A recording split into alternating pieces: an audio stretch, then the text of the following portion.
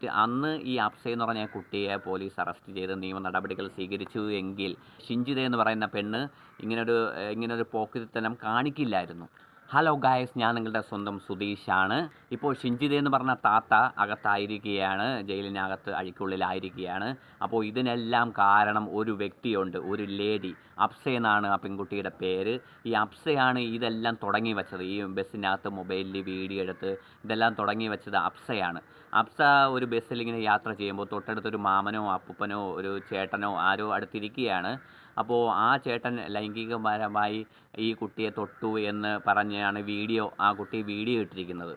ഞാൻ നോക്കിയപ്പോൾ ആ വീഡിയോയിൽ ആ ചേട്ടൻ മിണ്ടാതിരിക്കുകയാണ്. ഒന്നും പ്രതികരിക്കുന്നില്ല. ആ ചേട്ടൻ കൈയൊക്കെ വെച്ച് മിണ്ടാതെ ഇങ്ങനെ ഇരിക്കുകയാണ്. ആ കുട്ടി ഇങ്ങനെ താഴോട്ടും ഫോൺ വെച്ചിട്ട് ഇങ്ങനെ മുകളിലോട്ടൊക്കെ നോക്കുകയും വേണം. ആ ചേട്ടൻ ഇടയ്ക്കിടയ്ക്ക് ഈ കുട്ടി നോക്കുന്നുണ്ട്. പക്ഷേ ആ ചേട്ടൻ മിണ്ടാതിരിക്കുകയാണ്. ആ ചേട്ടൻ ഇതിൽ ശ്രദ്ധിക്കുന്നൂടെയില്ല. അങ്ങനെ ആ വീഡിയോ ഒക്കെ ഫുള്ള് വൈറലായി. ഞാൻ നോക്കിയപ്പോൾ ആ വീഡിയോയിൽ ആ ചേട്ടൻ വെറുതെ ഇരിക്കുകയാണ്, വേറെ തെറ്റൊന്നും ചെയ്തിട്ടില്ല. അതേപോലെ നിങ്ങളും കണ്ടതാണല്ലോ, നിങ്ങൾക്കും അത് മനസ്സിലാകും, കണ്ടു കഴിഞ്ഞാൽ മനസ്സിലാകും. ഈ അപ്സ എന്ന് പറഞ്ഞ പെൺകുട്ടിക്ക് ഇതുവരെയായിട്ട് ഒരു നിയമ നടപടികളോ ഒന്നും ഉണ്ടായിട്ടില്ല. മുഖമൊക്കെ ഇങ്ങനെ ബ്ലർ ചെയ്ത് വച്ചിരിക്കുന്നതുകൊണ്ട് നമുക്ക് കേസ് കൊടുക്കാനോ ഒന്നിനും പറ്റാത്ത അവസ്ഥയാണ്.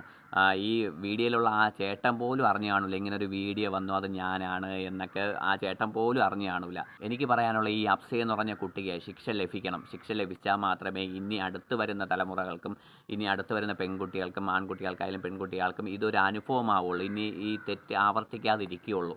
അന്ന് ഈ അപ്സ എന്ന് പറഞ്ഞ കുട്ടിയെ പോലീസ് അറസ്റ്റ് ചെയ്ത് നിയമ നടപടികൾ സ്വീകരിച്ചു എങ്കിൽ ഷിഞ്ചിത എന്ന് പറയുന്ന പെണ്ണ് ഇങ്ങനൊരു പോക്കിരിത്തനം കാണിക്കില്ലായിരുന്നു.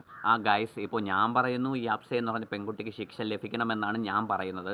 ഇനി നിങ്ങളുടെ അഭിപ്രായം എന്താണ്? ശിക്ഷ ലഭിക്കണോ വേണ്ടയോ? ഈ അപ്സ എന്ന് പറഞ്ഞ പെൺകുട്ടിക്ക് ശിക്ഷ ലഭിക്കണോ വേണ്ടയോ?